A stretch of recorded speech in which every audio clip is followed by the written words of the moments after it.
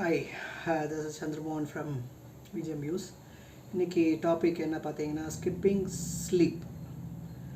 So நிறைய பேர் இதை வந்து பண்ணுறாங்க. ஏன்னா டே டு டே லைஃப்பில் நம்ம மொபைல் வந்துட்டு நமக்கு வந்து ஒரு பெரிய என்ன சொல்கிறது, நைட்டு ஆனால் நம்ம வந்துட்டு மொபைல் அந்த ஸ்க்ரால் பண்ணி பார்த்துட்டே இருந்து தான் நம்ம வந்து தூங்குகிற ஒரு ஹேபிட் ஆகிடுச்சு. அது இன்க்ளூடிங் என்னையும் சேர்த்து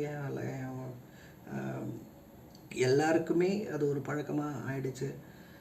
அதை வந்து ரொம்ப ரொம்ப என்ன சொல்கிறது, அந்த பழக்கத்தை வந்துட்டு நம்ம கண்ட்ரோல் பண்ணியே வந்து ஆகணும். ஏன்னா அது வந்து எல்லா விதத்துலேயும் நம்மளுடைய உடம்புடைய இதை வந்து எஃபெக்ட் ஆகிறது. ஸோ நைட்டில் நம்ம வந்து லைட் ஆஃப் பண்ணிவிட்டு வெறும் மொபைல் மட்டும் பார்க்கும்போது அதோடைய கண்களுடைய எஃபெக்ட் ஆகுது. அதுக்கப்புறமா நம்மளுடைய தூக்கமின்மை வந்து அங்கே கெட்டு போகுது. அதாவது 8 hours ஸ்லீப்புன்றது கண்டிப்பாக இருக்கணும். ஸோ இப்போ 9 to 5 12 hours ஜாப் செய்கிறவங்கெல்லாம் வந்து நைட்டு வந்துட்டு அந்த இதுக்காக தான் பார்க்குறாங்க, ஸ்ட்ரெஸ்ஸுக்காக தான். பட் ஒரு டைமிங் வந்து வச்சுக்கோங்க.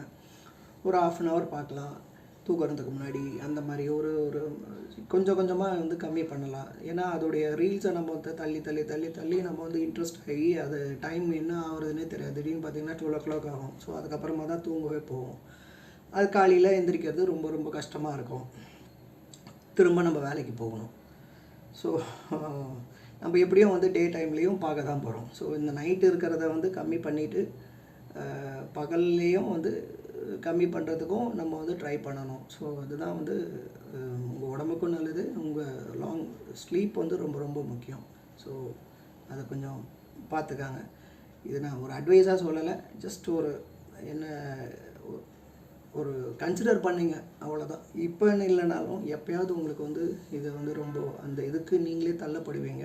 அதுக்கு முன்னாடி நம்மளே வந்து கண்ட்ரோல் பண்ணிக்கிட்டால் ரொம்ப நல்லது. ப்ரிவென்ஷன் இஸ் பெட்டர் தென் க்யூர்னு சொல்லுவாங்க. ஸோ அந்த மாதிரி தான் அதுவும்.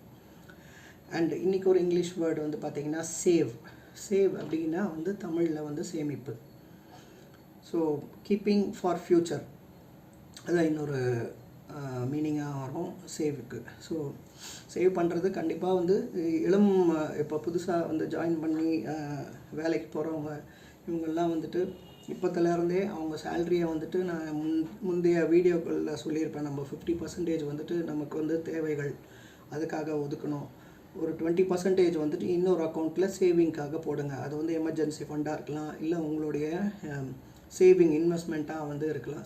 இன்வெஸ்ட்மெண்ட் பண்ண தான் உங்களுக்கு வந்துட்டு இன் ஃப்யூச்சரில் இந்த அமௌண்ட் வந்துட்டு உங்களுக்கு வந்துட்டு உங்கள் குழந்தைங்களுக்கோ இல்லை உங்களுக்கோ இது வந்து ரொம்ப வந்து தேவைப்படுற ஒரு இது. ஸோ உங்கள் சேலரியை வந்த உடனே நம்ம வந்து ஸ்பெண்ட்